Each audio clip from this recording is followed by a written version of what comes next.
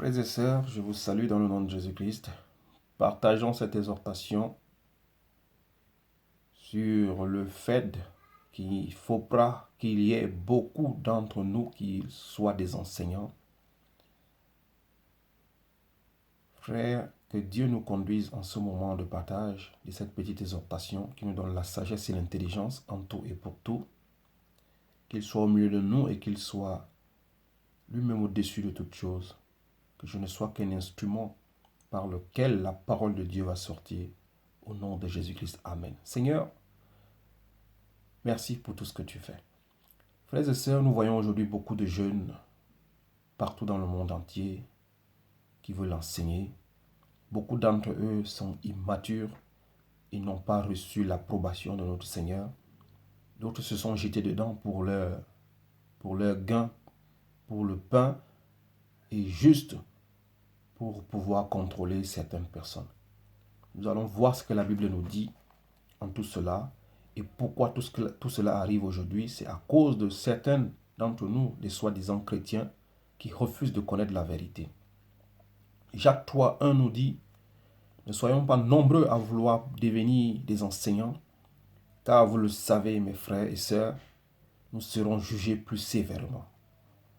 Romains 12:1 jusqu'à 2 nous dit: je vous encourage donc, frères et sœurs, par les compassions de Dieu, à offrir votre corps comme un sacrifice vivant, saint, agréable à Dieu, saint et agréable à Dieu. Frères et sœurs, ne soyons pas nombreux à vouloir être des enseignants, car le jugement sera sévère pour tout enseignant. Toi qui enseignes, tu seras jugé double fois. Romains 12:1 nous dit: je vous encourage donc, frères et sœurs, par les compassions de Dieu, à offrir votre corps comme un sacrifice vivant, saint, agréable à Dieu. Un enseignant ou un homme de Dieu qui enseigne la parole de Dieu doit se dépouiller de son ancienne vie. Il doit être un sacrifice vivant et agréable à Dieu pour pouvoir écouter la voix de Dieu afin de transmettre la parole de Dieu. Il doit se dépouiller de son ancienne vie, de l'hypocrisie, le mensonge, le vol, l'adultère, l'impudicité et tout cela.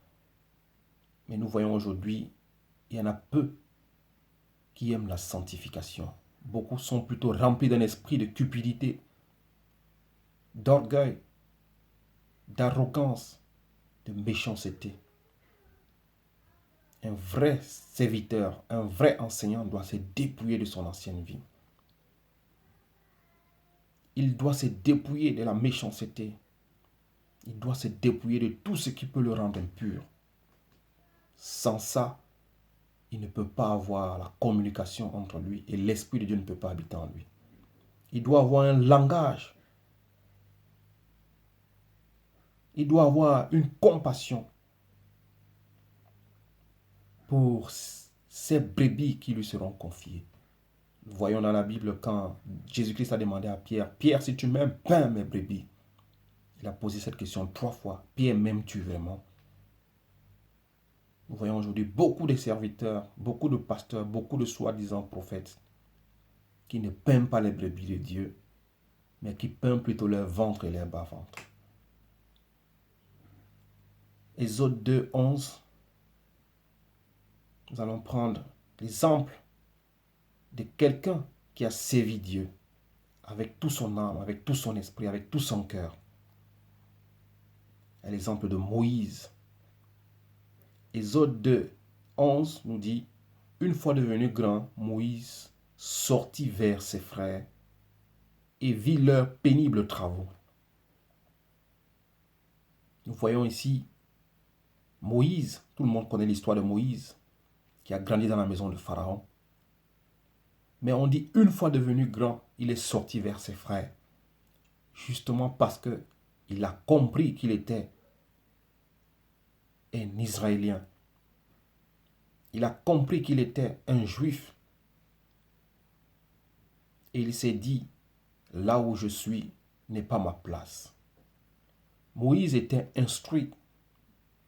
Moïse était parti pour être le remplaçant de Pharaon, puisqu'il était beaucoup aimé par le Pharaon. Mais nous voyons ici un homme qui a refusé cette dignité, qui a refusé cette gloire pour se sacrifier, pour avoir de la compassion pour ses frères. On nous dit ici, une fois devenu grand, Moïse sortit vers ses frères. C'est le dépouillement. Moïse n'a pas pensé à la richesse du Pharaon. Moïse n'a pas pensé à ce qu'il devait devenir. Moïse n'a pas pensé qu'il était un grand général. Moïse a tout abandonné. Moïse était instruit, mais il a tout abandonné pour aller vers ses frères. C'est ça l'appel de Dieu. C'est ça l'appel d'un homme de Dieu. Tout abandonner pour les brebis de Dieu. Tout abandonner pour aller peindre les brebis de Dieu. Sans cupidité, sans arrogance, sans penser à lui, sans orgueil, il s'est tourné vers ses frères. Et vit leurs pénibles travaux. Il a eu compassion de voir ses frères souffrir. Je continue. Il vit un Égyptien frapper un Hébreu, un de ses frères. Moïse prend conscience et compassion de la souffrance de ses frères hébreux, jusqu'à aller tuer un Égyptien pour l'amour qu'il avait pour ses frères. Mais aujourd'hui, beaucoup ne pensent qu'à leur propre intérêt. Philippiens 3,19 nous dit, leur fin sera la perdition. Ils ont pour Dieu le ventre et leur bas-ventre. Leur gloire dans ce qui fait leur honte. Ils ne pensent qu'aux choses de la terre. Voilà ce que sont nos enseignants, nos docteurs, nos prédicateurs et nos prophètes aujourd'hui. La plupart de ces enseignants n'ont pas le message de cette fin de temps. Ils ne parlent que de gloire, prospérité, diviser les familles pour mieux vous estorquer et abuser de vous. Ils ne parlent que de miracles, d'avancement et d'élévation. 2 Pierre 2, 17 nous dit, ces gens-là sont des fontaines sans eau, des nuées que chasse un tourbillon. L'obscurité des ténèbres leur est réservée. Frères et sœurs, faites attention à ces soi-disant prédicateurs, pasteurs, prophètes, qui ont changé la méthode de travailler maintenant, qui ont fui des églises bâtiments parce qu'ils ont compris que les gens sortent d'églises et bâtiments, qui se sont encaparés des réseaux sociaux dans lesquels ils vous encaparent et vous mettent dans des cages comme des petits oiseaux pour pouvoir vous dépouiller, vous détruire et vous égorger comme la Bible le dit. Le diable vient pour détruire, égorger. Faites attention, frères et sœurs, car nous sommes à la fin des temps.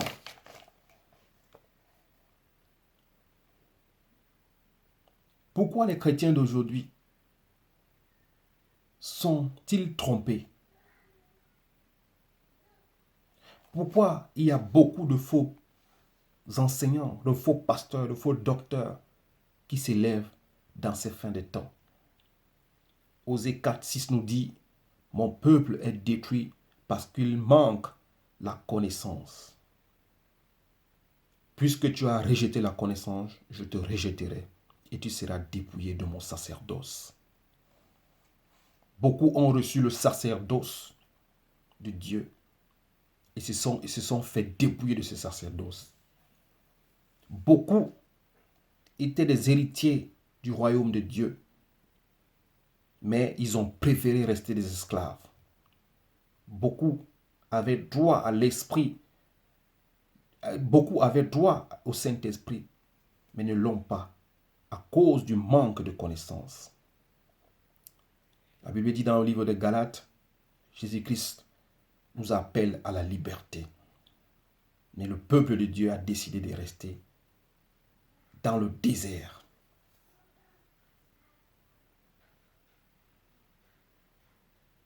Dieu nous appelle à la vie, mais le peuple de Dieu a décidé de rester dans la mort. La Bible déclare, voilà, je mets deux chemins au-devant de toi, la vie et la mort choisis. Le peuple de Dieu a choisi la mort, tout simplement parce qu'ils ont refusé la connaissance de Dieu.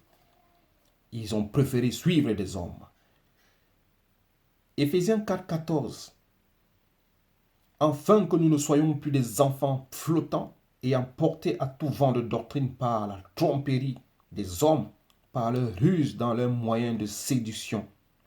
Beaucoup de chrétiens et chrétiennes sont immatures spirituellement. Des enfants, au lieu d'être des adultes, ils préfèrent le lait au lieu de la nourriture solide, qui est la connaissance de Dieu. C'est pour ça qu'ils sont trompés, séduits et se font balloter à tout vent de doctrine par de faux enseignants, pasteurs et prophètes. Mes frères et sœurs, recherchez la connaissance de Dieu. Sortez du milieu de ces gens qui passent le temps à vous tromper.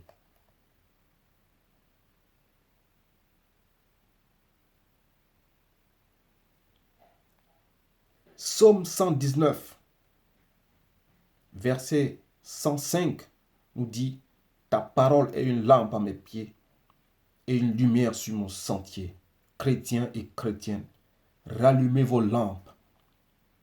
Vous avez reçu le sacerdoce de notre Seigneur et Sauveur Jésus-Christ. Rallumez vos lampes. Mettez de l'huile dans vos lampes.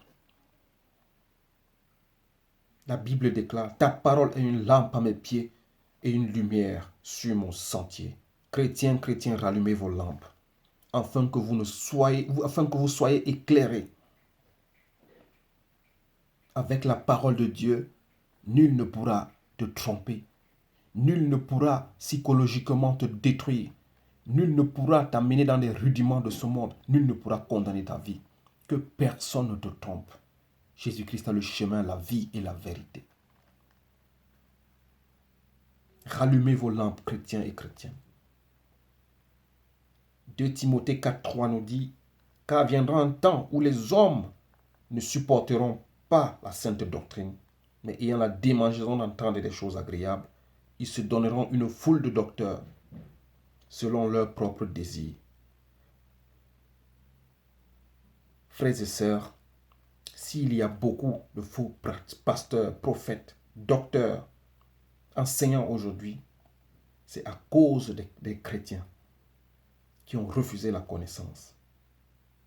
En force de vouloir entendre des choses agréables qui vous plaisent, vous êtes obligé d'aller tomber entre les mains des féticheurs, des marabouts, des sorciers, tout simplement parce que vous voulez entendre des choses agréables qui vous plaisent.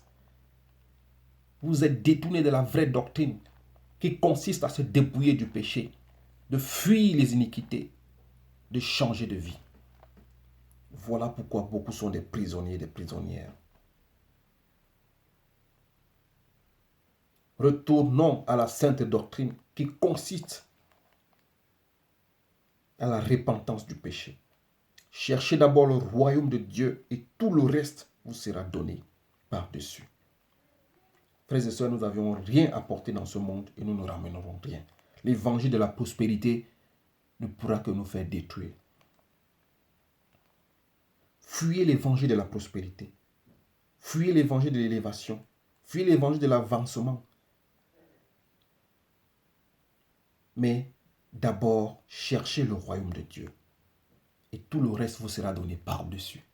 La Bible déclare, Dieu a des plans de bonheur et non de malheur pour nous. Et Dieu sait ce qui est bon pour nous. C'est pour cela, retournons à la vraie doctrine.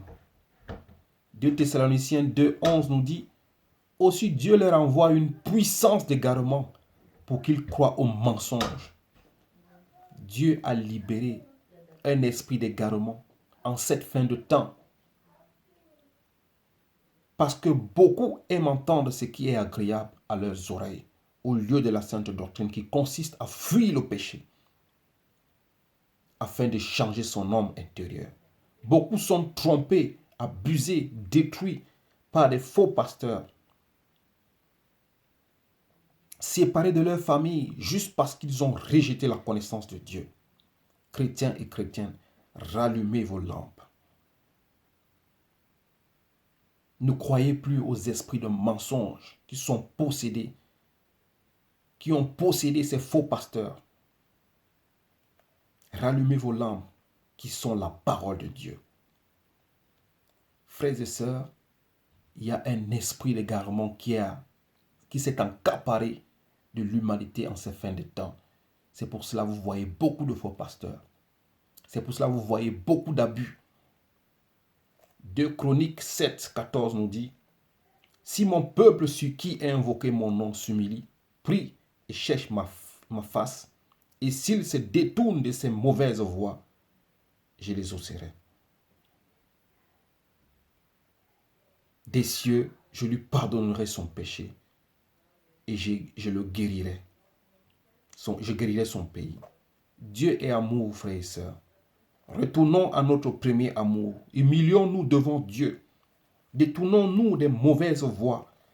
Recherchons la face de Dieu et non les pasteurs, prophètes, évangélistes et tout le reste. Recherchons le royaume de Dieu. La Bible déclare dans 1 Jean 1,7: mais si nous marchons dans la lumière comme il est lumière, comme il est lumière lui-même, nous sommes mutuellement en communion. Et le sang de Jésus-Christ, son Fils, nous purifie de tout péché. Frères et sœurs, nous sommes les enfants de la lumière.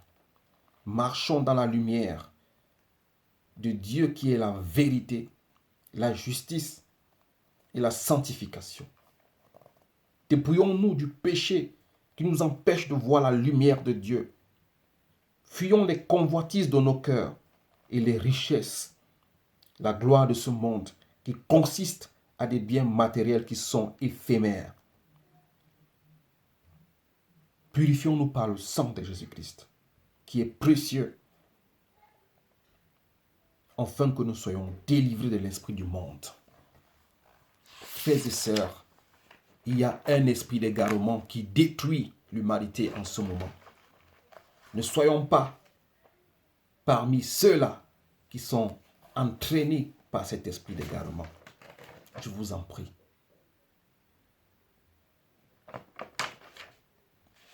Des faux pasteurs, enseignants et prophètes, et surtout, nous soyons délivrés de l'égarement qui entraîne beaucoup d'entre nous vers les faux pasteurs. C'est Dieu qui a libéré cet esprit d'égarement parce qu'il s'est rendu compte que l'humanité aime entendre ce qui est agréable aux oreilles. C'est pour cela que vous voyez ces faux pasteurs, c'est des bons parleurs. Quand ils parlent, ils ont des bouches mielleuses. Ils savent vous séduire parce qu'ils ont compris que vos oreilles aiment entendre des choses agréables et qui vous plaisent. C'est pour cela Dieu, dans sa colère, il a libéré l'esprit d'égarement. 2 Thessaloniciens 2,11. Aussi Dieu leur envoie une puissance d'égarement. Beaucoup pensent aujourd'hui qu'ils sont en train de marcher selon la volonté de Dieu, mais beaucoup sont égarés. C'est pour cela que la Bible déclare: beaucoup me diront Seigneur, Seigneur, Seigneur. Je dirai, je ne vous ai jamais connu. Frères et sœurs, beaucoup d'entre nous pensent connaître Dieu, mais à la fin ils seront déçus.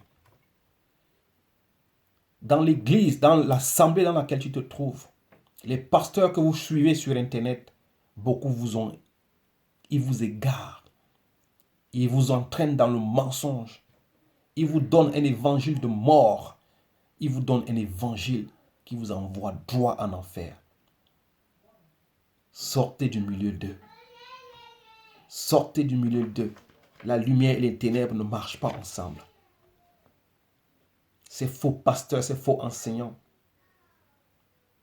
Frères et sœurs, soyez délivrés de l'esprit d'égarement qui entraîne beaucoup d'entre nous vers les faux pasteurs. Au nom de Jésus-Christ, que Dieu vous délivre. Rallumez vos lampes, chrétiens et chrétiennes. Retournons à la vraie doctrine. Dépouillons-nous du péché, de l'impudicité. de l'alcool, de l'infidélité, de l'injustice. Soyons vrais. Et tout le reste, par-dessus, nous sera accordé. Merci frères et sœurs, au nom de Jésus-Christ. Amen.